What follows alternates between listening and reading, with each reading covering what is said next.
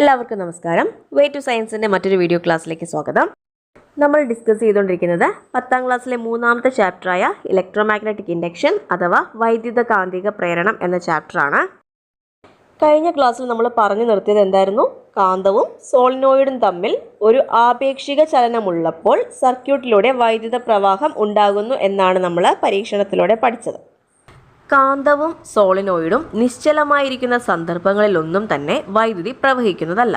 എന്നാൽ കാന്തത്തെ സോളിനോയിഡിൻ്റെ അകത്തേക്ക് ചലിപ്പിക്കുമ്പോഴും അകലേക്ക് ചലിപ്പിക്കുമ്പോഴും എന്ത് മാറ്റമാണ് സോളിനോയിഡിനുള്ളിൽ സംഭവിക്കുന്നത് എന്ന് നമ്മൾ അറിഞ്ഞിരിക്കണം.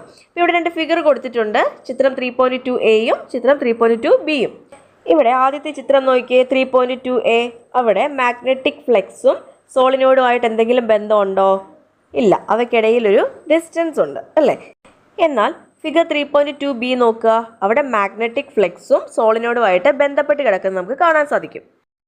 ഇവിടെ കുറച്ച് ക്വസ്റ്റ്യൻസ് തന്നിരിക്കാൻ നോക്കുക. ഏത് സന്ദർഭത്തിലാണ് സോളിനോയിഡുമായി ബന്ധപ്പെട്ട ഫ്ലെക്സ് കുറവ്? ഫിഗർ 3.2aയിലാണല്ലേ. സോളിനോയിഡുമായിട്ട് അവിടെ ഫ്ലെക്സ് ഒന്നും തന്നെ ബന്ധപ്പെട്ട് കിടപ്പില്ല. ഇനി ഏത് സന്ദർഭത്തിലാണ് സോളിനോയിഡുമായി ബന്ധപ്പെട്ട ഫ്ലെക്സ് കൂടുതൽ? അപ്പോൾ ഫിഗർ 3.2bയിലാണ് ഫ്ലെക്സും സോളിനോയിഡുമായിട്ട് ബന്ധപ്പെട്ട് കിടക്കുന്നത്.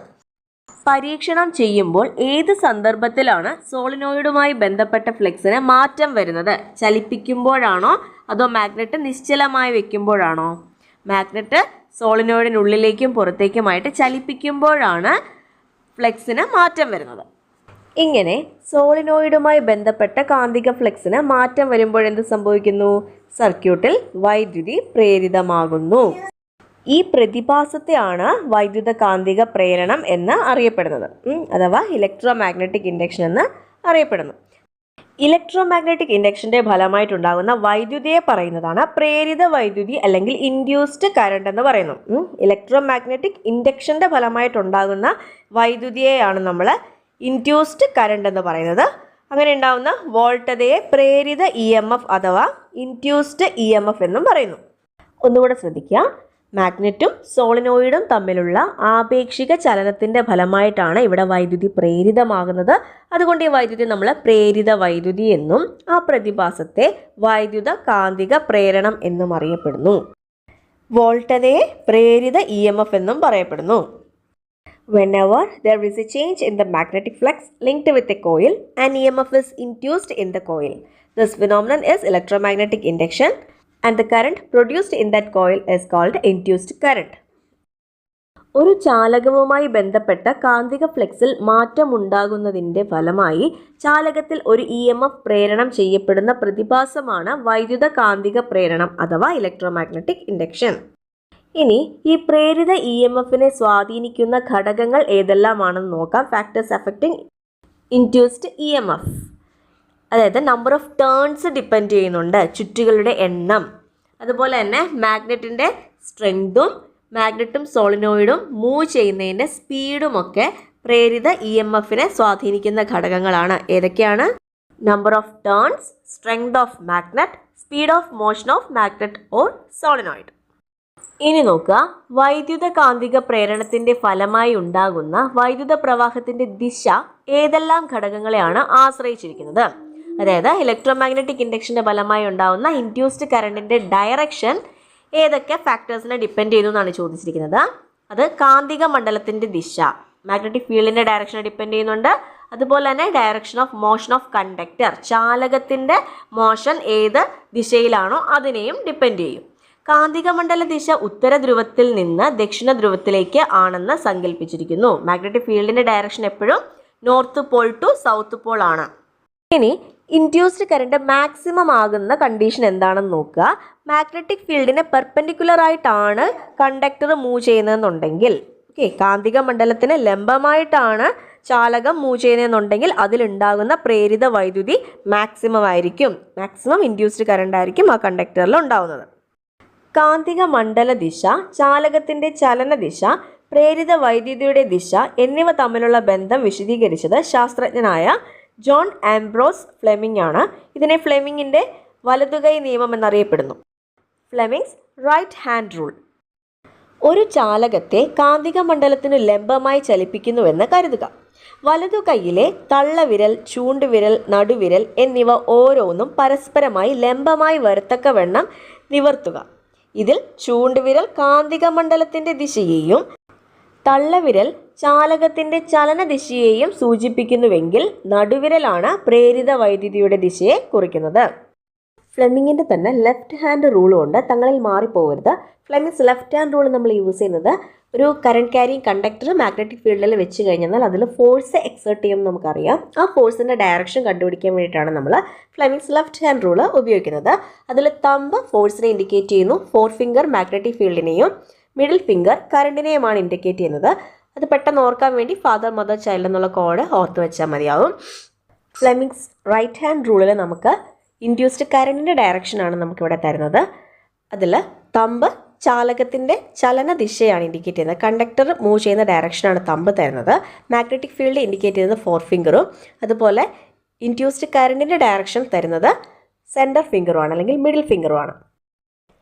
ഇനി നമ്മൾ ഒരു സയൻറ്റിസ്റ്റിനെ പരിചയപ്പെടാൻ പോവാണ്, Michael Faraday. As A physics student Michael Faraday എല്ലാവരും അറിഞ്ഞിരിക്കണം. ഇദ്ദേഹമാണ് ഫാദർ ഓഫ് ഇലക്ട്രിസിറ്റി എന്നറിയപ്പെടുന്ന സയൻറ്റിസ്റ്റ്. 1791 മുതൽ 1867 വരെയാണ് ഇദ്ദേഹത്തിൻ്റെ കാലഘട്ടം. ഭൗതിക ശാസ്ത്രത്തിലും രസതന്ത്രത്തിലും പ്രഗത്ഭനായ ശാസ്ത്രജ്ഞനാണ് മൈക്കിൾ ഫാരഡേ. 1821 ഫാരഡേ തൻ്റെ ആദ്യത്തെ കണ്ടുപിടുത്തം നടത്തി. കാന്തിക മണ്ഡലത്തിൽ ഒരു കമ്പി വെച്ച് അതിലൂടെ വൈദ്യുതി പ്രവഹിപ്പിച്ചാൽ കമ്പി ചലിക്കുമെന്ന് അദ്ദേഹം തെളിയിച്ചു. 1831 നടത്തിയ പരീക്ഷണ പരമ്പരകളിലൂടെ കാന്തശക്തി ഉപയോഗിച്ച് വൈദ്യുതി ഉൽപ്പാദിപ്പിക്കാമെന്ന് അദ്ദേഹം കണ്ടെത്തി. അതിനാൽ വൈദ്യുതിയുടെ പിതാവായി ഫാരഡേ അറിയപ്പെടുന്നു. രസതന്ത്രത്തിനും അദ്ദേഹം വിലപ്പെട്ട സംഭാവനകൾ നൽകിയിട്ടുണ്ട്. കോളേജ് വിദ്യാഭ്യാസമോ വേണ്ടത്ര ഔപചാരിക വിദ്യാഭ്യാസമോ അദ്ദേഹത്തിന് ലഭിച്ചിരുന്നില്ല. Who is father of electricity? Michael Faraday.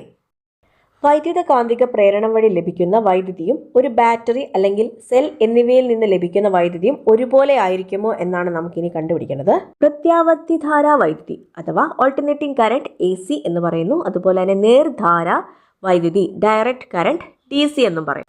Figure 3.4 ഒരു സർക്യൂട്ട് കാണിച്ചിരിക്കുന്നത് കണ്ടോ. 6000 ഓം ഉള്ള ഒരു പ്രതിരോധകം ആ സർക്യൂട്ടിൽ കണക്ട് ചെയ്തിട്ടുണ്ട്. ഒരു ഗാവനോമീറ്റർ ഉണ്ട്. 1.5 വോൾട്ട് ഉള്ള ഒരു ബാറ്ററിയും ഒരു സ്വിച്ചും അടങ്ങിയതാണ് ആ സർക്യൂട്ട്. പ്രവർത്തനം 1.